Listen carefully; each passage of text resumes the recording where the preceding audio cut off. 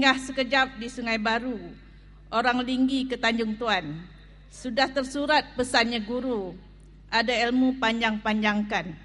Oleh itu, tanpa banyak bicara, majlis dengan hormatnya mempersilakan Yang Berbahagia Encik Sulaiman bin Wok untuk membentangkan kertas kerja yang bertajuk Menangani Cabaran Transformasi Pendidikan ke arah merealisasikan guru pembina negara bangsa. Dipersilakan.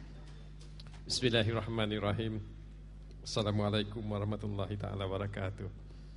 Puan Pengurusi, saudara saya Tuan Haji Roslan Madun yang di-Ketua MGP Malaysia, serta ahli-ahli exco-nya, peserta-peserta Konvensyen Pendidikan Guru Besar Malaysia ke-15,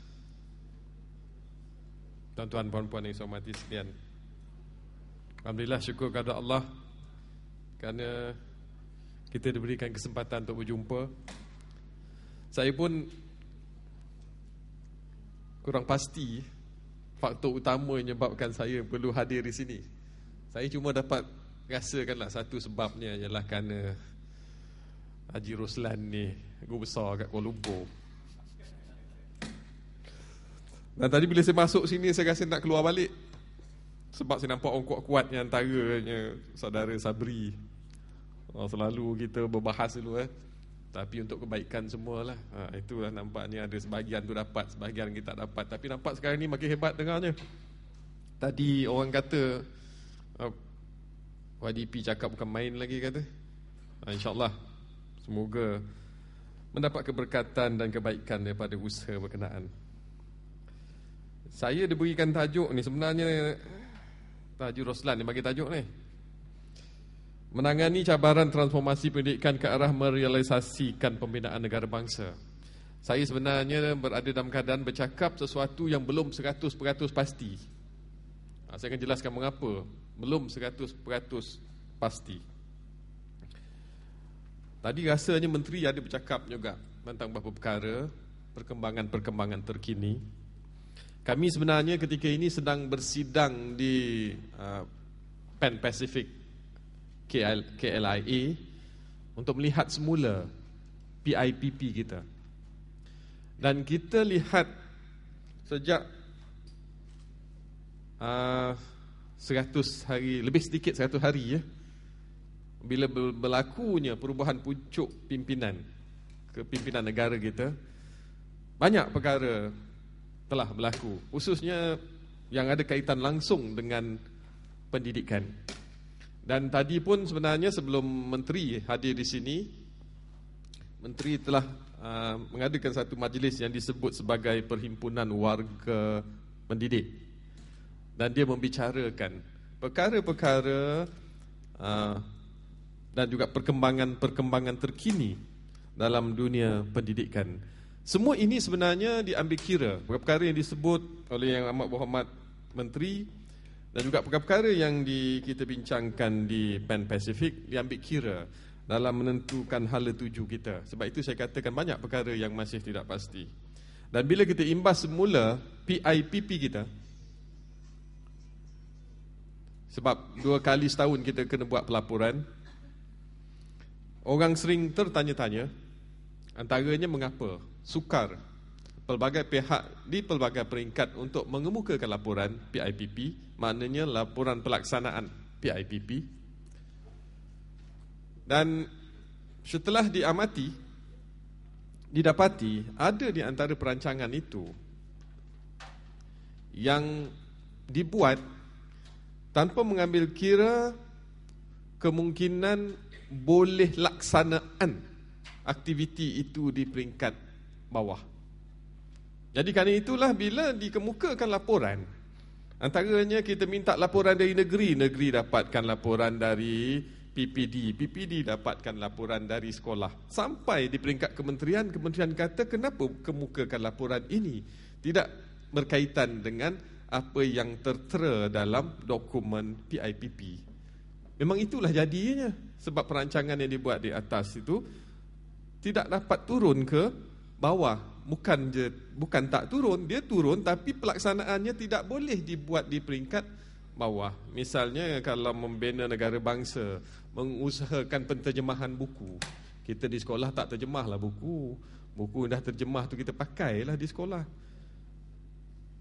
Kemudian bila dikatakan melonjakkan kecemalangan institusi ke arah kewujudan sekolah kluster kan.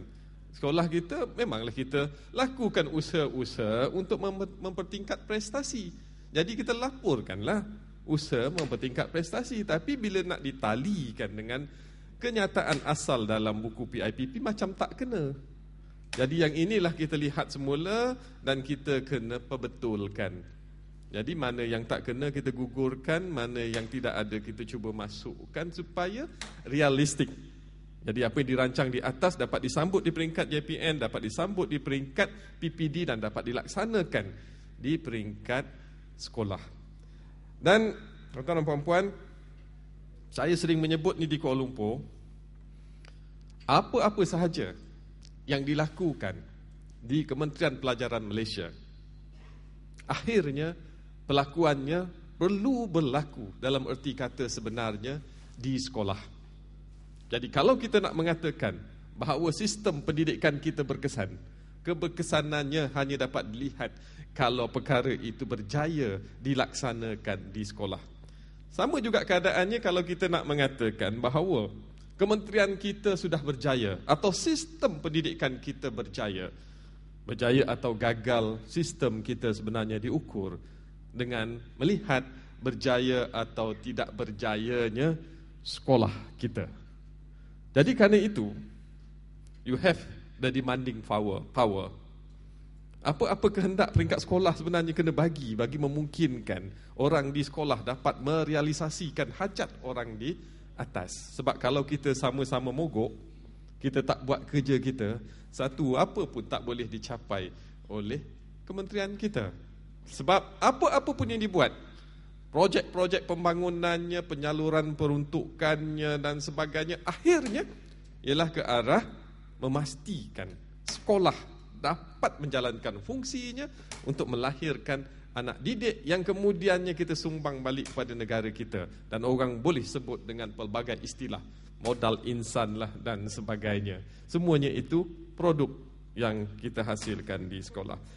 Justru itu tuan-tuan dan puan-puan, bila berlaku perubahan-perubahan terkini ini, maka banyak perkara yang sebenarnya kita kena lihat semula, susun semula secara strategik untuk kemudiannya dapat kita laksanakan, terutamanya dengan kehadiran menteri baru kita yang amat berhormat Timbalan Perdana Menteri.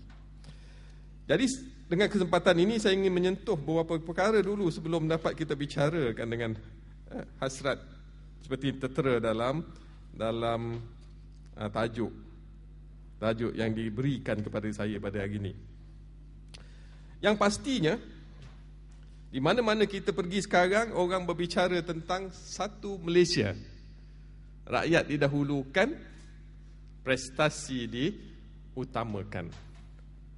Dan kita dalam Kementerian Pelajaran perlu menyahut cabaran ini. Dan kerja buat kita, mesti kita buat selari dengan ini. PIPP kita pun begitu, transformasi pendidikan kita pun begitu. Oleh itu, saya ingin mengambil kesempatan ini untuk menyebut semula ajakan paradigma yang perlu dibuat dan digariskan oleh Yang Amat Berhormat Perdana Menteri, sebab dia berkait rapat dengan apa yang kita perlu buat. Pertamanya disebut anjakan daripada ketegaran kepada keanjalan. Maknanya be flexible dalam apa-apa pendekatan yang kita buat untuk menjadikan kerja buat kita praktikal. Kemudian keduanya, ajakan daripada budaya kesan nyata, output, kepada budaya keberhasilan atau outcome. Maknanya kita di sekolah pun kena pastikan kita bergerak ke arah itu. Apabila kita katakan bahawa antara aktiviti utama yang kita jalankan di sekolah, kita mengusahakan peningkatan prestasi murid kita dalam UPSR. Bagaimana kita nak ukur bahawa kita telah pun melaksanakan tugas kita sebaik-baiknya? Jadi ada orang membicarakan, ada guru besar mengatakan bahawa mereka telah berjaya mengendalikan beberapa banyak siri ataupun aktiviti, motivasi, kelas bimbingan dan sebagainya. Kalau itulah bentuk pembicaraan kita, maka kita masih semacam berada di takuk lama sebab kita membicarakan sekadar output. Yang dimaksudkan sekarang yang perlu kita lihat ialah keberkesanan aktiviti-aktiviti yang kita laksanakan itu. Keberkesanan program yang kita laksanakan itu. Oleh itu, kita perlu ukur dengan adanya aktiviti kita, sama ada banyak atau sedikit, seramai mana murid kita dapat memperoleh keputusan yang lebih baik daripada sebelum kita laksanakan program itu. That is outcome. Sebab itu jugalah di peringkat kementerian, orang-orang pembangunan tidak boleh gah mengatakan mereka dah bangunkan, mereka dah dirikan cukup banyak sekolah. Itu sekadar output. Orang lain pun boleh buat. Tapi yang lebih penting ialah mereka kena ukur dengan pembangunan begitu banyak sekolah itu, berapa orangkah warga negara berpendidikan? Berapa orangkah bijak pandai yang telah dapat dilahirkan oleh sekolah yang dibangunkan itu? That is outcome. Kemudian anjakan ketiga, daripada, nak kena pakai teropong juga ni. Kadang-kadang action nak tunjuk macam kita ni muda sangat. Anjakan daripada birokrasi menyusahkan kepada birokrasi memudahkan. Harap-harap tak ada lagi lah kalangan kita kan, orang nak jumpa kena buat appointment. Yalah, dia kena tanya jugalah pejabat kita ada tak sibuk, tak ada mesyuarat ke tidak. Tapi selagi kita ada, orang perlu jumpa berbincang, maka kita patut gunakan dasar pintu terbuka untuk terus membincangkan apa-apa masalah yang dikemukakan agar dapat disegerakan penyelesaiannya. Dan yang keempat, anjakan daripada produktiviti semata-mata kepada gabungan produktiviti, kreativiti dan inovasi bagi memungkinkan kita menghasilkan kejayaan secara lonjakan berganda. So kita di sekolah perlu melaksanakan ini.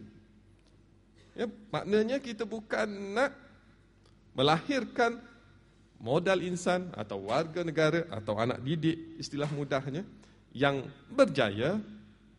Berjaya maknanya dah ada sijilnya dan sebagainya. Tapi bagaimana kita nak lahirkan warga negara atau anak didik kita atau produk kita yang juga sekaligus kreatif dan juga inovatif, supaya dapat kita bersaing dengan warga negara lain.